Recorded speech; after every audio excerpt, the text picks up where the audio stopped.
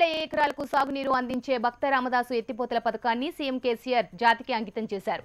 ఖమ్మం జిల్లా కుసుమంచి మండలం ఎర్రగడ్డ తండా వద్ద నిర్మించిన ఈ పథకం ద్వారా ఖమ్మం జిల్లా పాలేరు నియోజకవర్గంలోని కరువు ప్రాంతాలైన తిరుమలాయపాలెం, కుసుమంచి, నేలగొండపల్లి, ఖమ్మం గ్రామీణ మండలాలతో పాటు పొరుగునున్న ముదిగొండ మండలాల బీళ్లు సస్యశ్యామలం కానున్నాయి. 336 కోట్ల వ్యయంతో నిర్మించిన ఈ పథకాన్ని నిర్ణీత గడువు కంటే 2 నెలల ముందే పూర్తి చేయడం విశేషం.